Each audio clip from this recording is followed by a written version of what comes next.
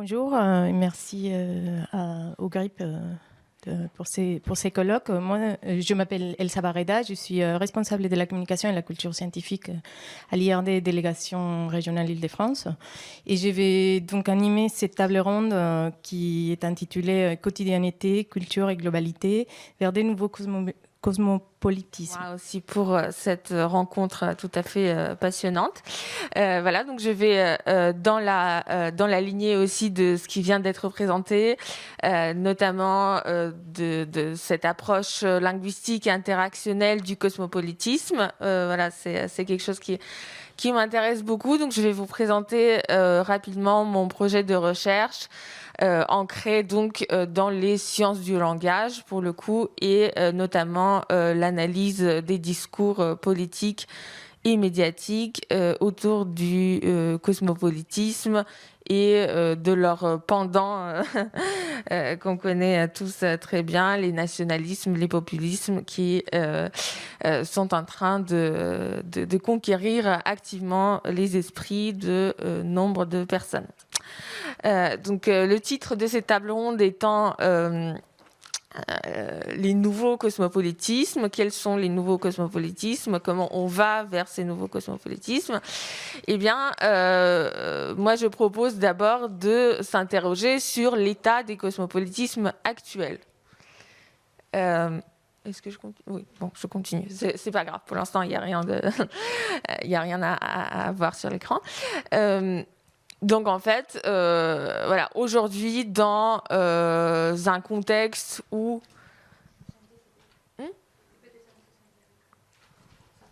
Ah, ok, d'accord. Ok. Donc dans un contexte où, comme je disais, le sens commun, il est plutôt dominé par les nationalismes et par ce genre d'optique. Voilà. Comment donc fonctionnent les discours cosmopolitiques, par qui ils sont mobilisés, dans quel contexte, comment et avec quelles difficultés. Sachant que, effectivement, quand on parle de citoyenneté cosmopolitique, de citoyenneté mondiale, on n'est pas du tout au même niveau, on va dire, juridique, qu'avec les citoyennetés nationales ou la citoyenneté européenne, par exemple. Donc ça va être aussi un facteur qui va impacter, bien sûr, les discours sur le cosmopolitisme. Donc je vais faire un petit... Comment je fais? Hop. Non, c'est pas ça? Non. Ah, voilà, c'est bon. Donc, si on regarde les études sur le cosmopolitisme, donc pas seulement en tout ce qui concerne les discours, mais de façon plus générale, on voit rapidement que les usages du terme sont tantôt normatifs, donc notamment dans certaines approches philosophiques, tantôt empiriques. Donc c'est ce dernier qui m'intéresse bien sûr, afin d'étudier les pratiques cosmopolitiques en tant que pratiques discursives.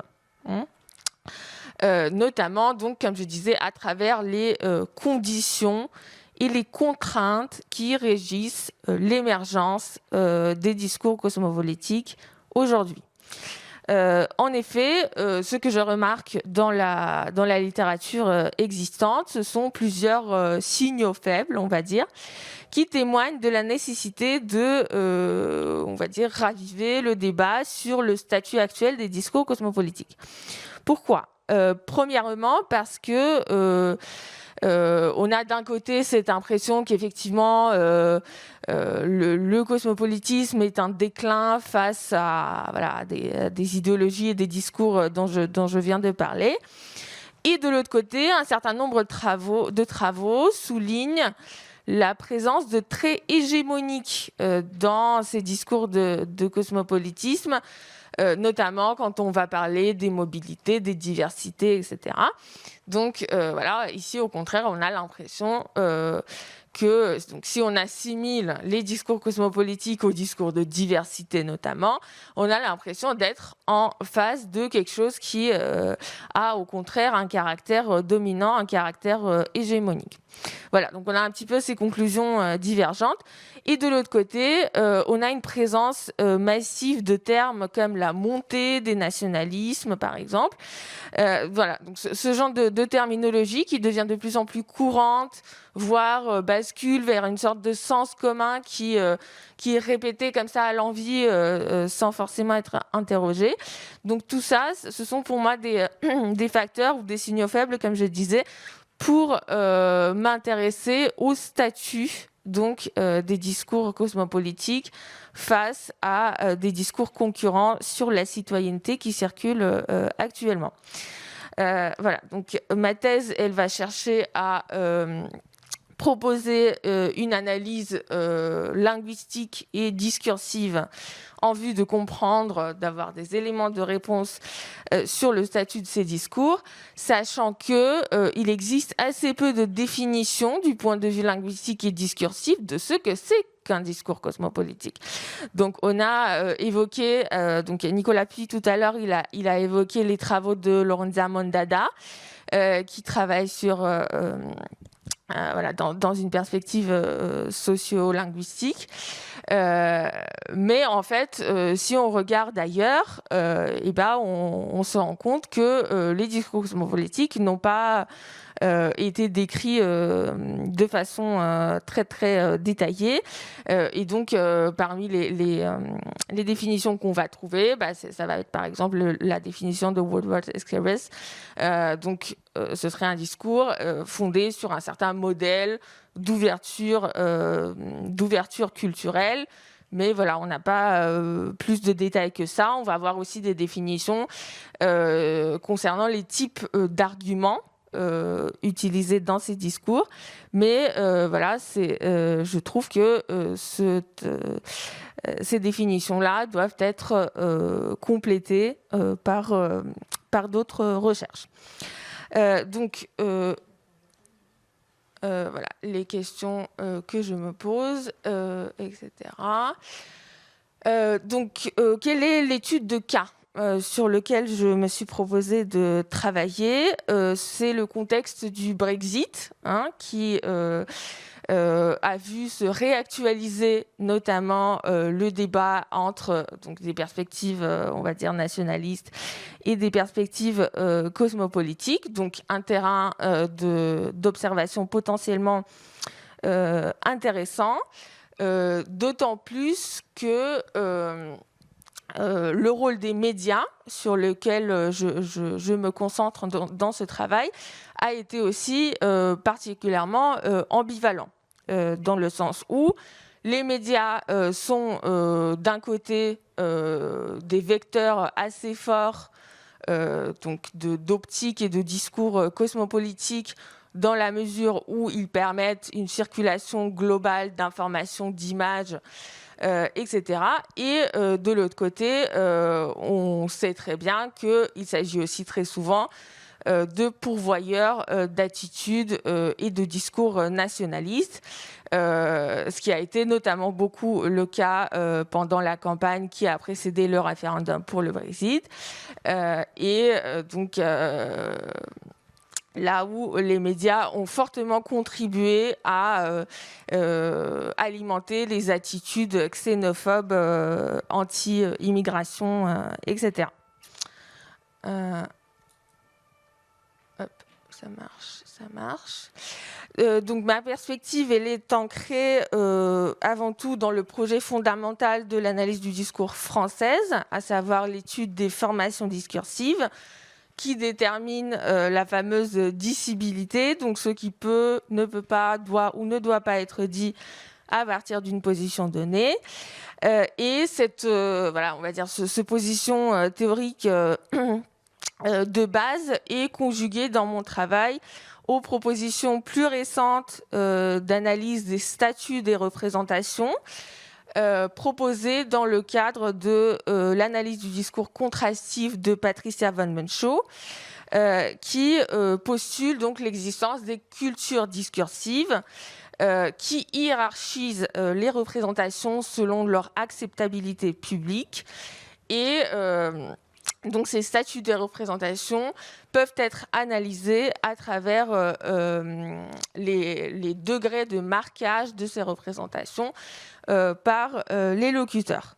Donc pour moi, concrètement, ça implique d'analyser bien sûr les représentations discursives de la citoyenneté qui sont construites, qui sont données à voir par les médias, donc dans mon cas, donc en observant les traces de prédiscours, les motifs, les positionnements de la personne.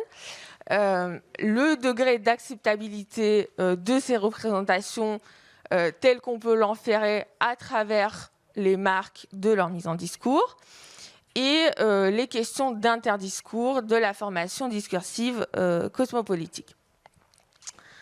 Voilà, donc je vais peut-être rapidement vous montrer un exemple. Je ne sais pas si j'ai encore du temps. 1 minute, d'accord. Donc je vais plutôt faire en bilan. Donc en quoi tout ça, ça peut être intéressant. Donc en fait, les discours cosmopolitiques, quand on s'intéresse vraiment à la matière langagière, apparaissent comme très complexes. Dans le sens où on aurait beaucoup de mal à les classer dans des cases rigides, des discours marginaux ou au contraire dominants, etc. Donc en fait,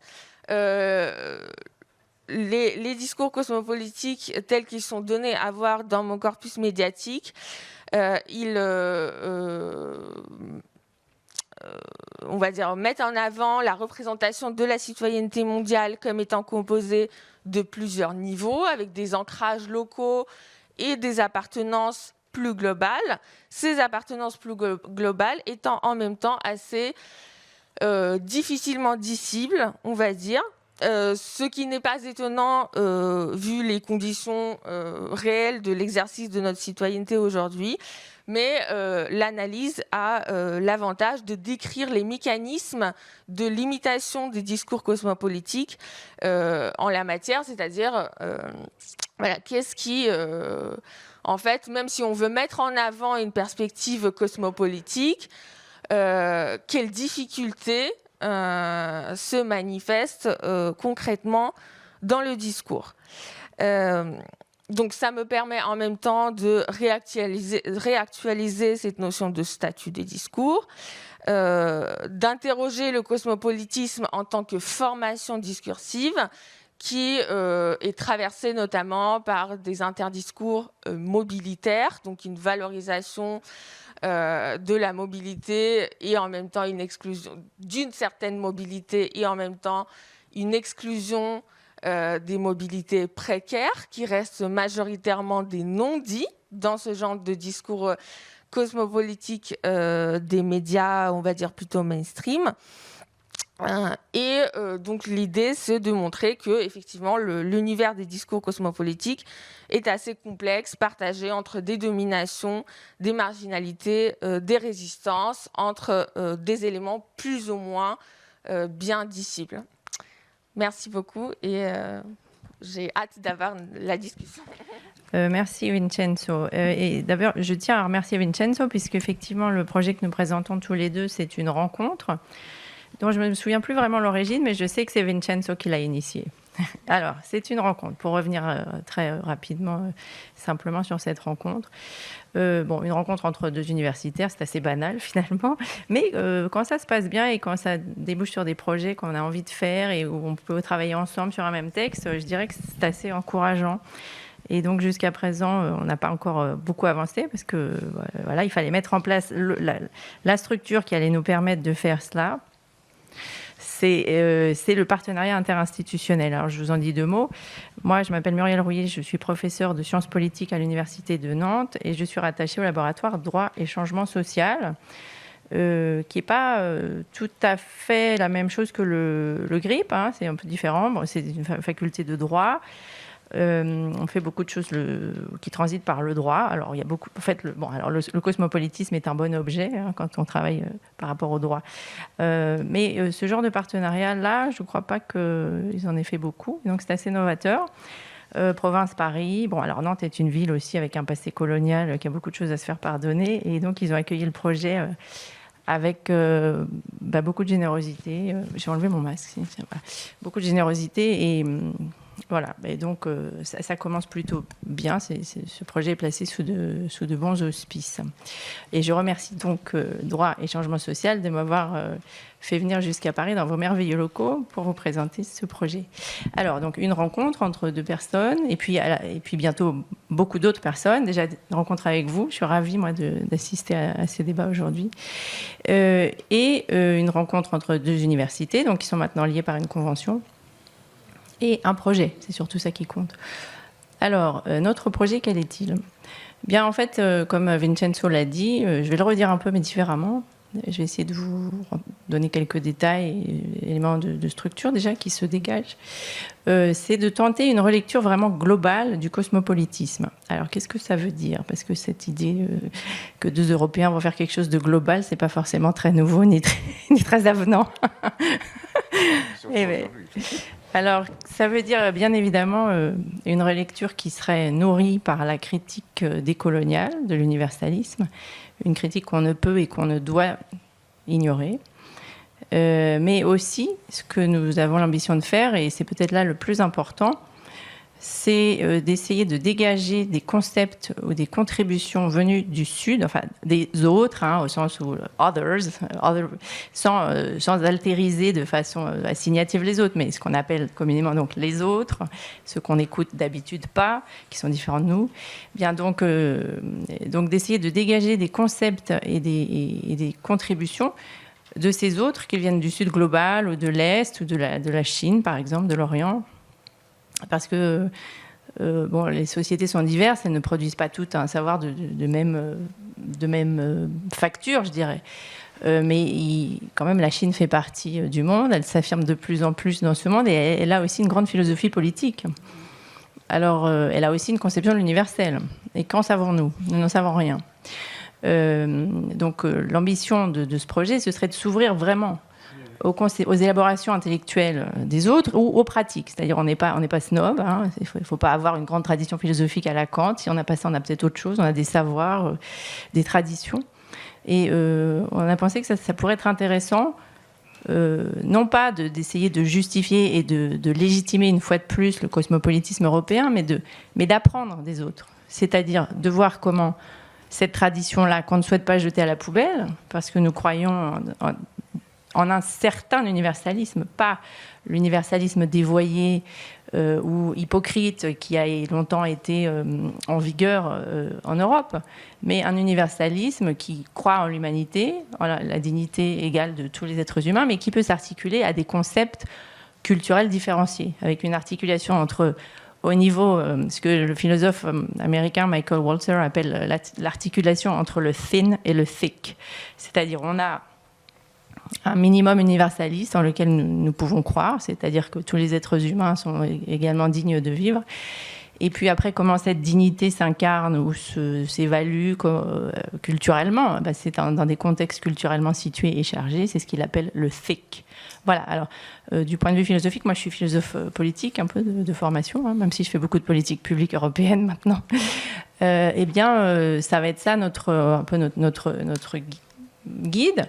Et donc, nous voulons être ouverts au concept des autres. Et comment allons-nous prendre connaissance de ces concepts ? Eh bien, en lançant un appel à projet, bientôt, que nous sommes en train de rédiger en ce moment même à 4 mains.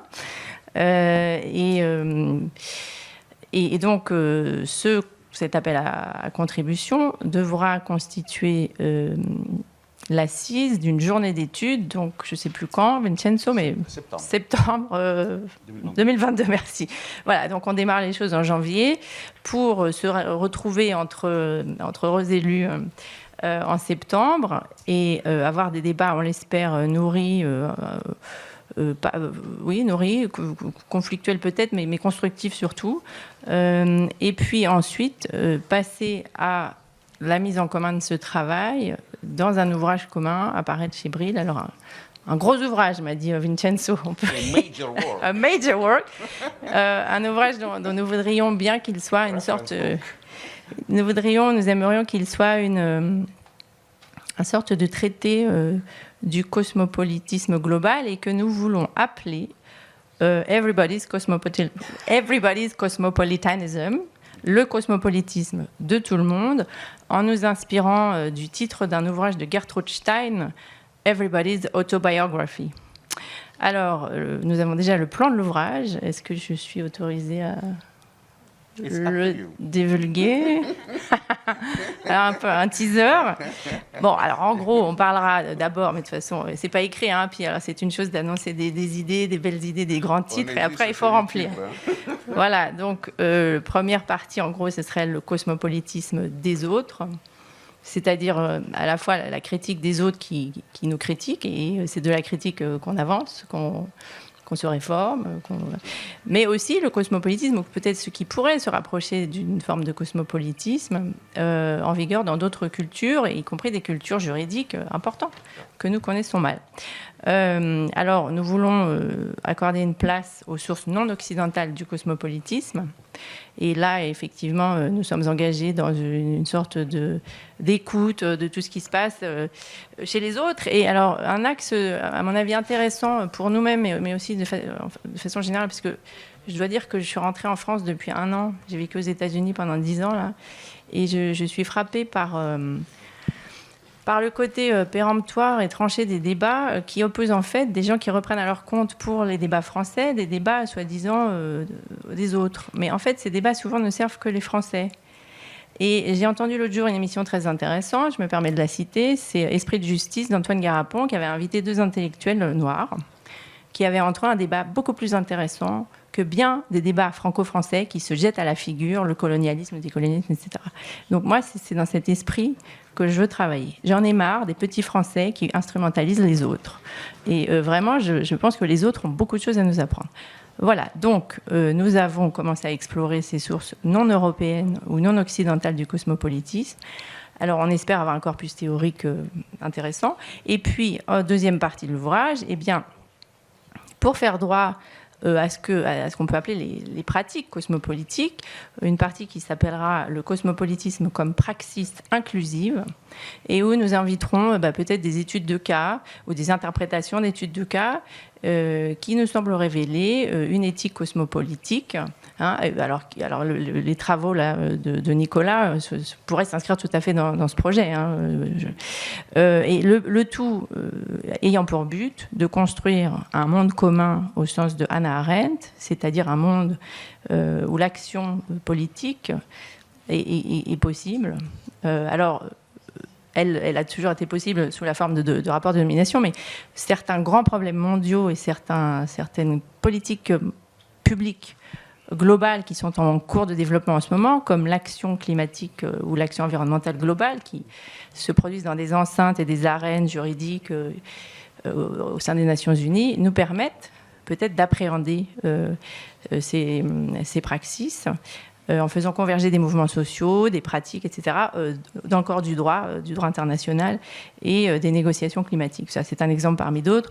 On pourra aussi penser à inscrire le droit comme un lieu de déploiement d'un véritable cosmopolitisme, véritable, c'est-à-dire véritablement global, avec différentes pratiques qui convergent. Voilà, j'en ai terminé et je vous remercie beaucoup.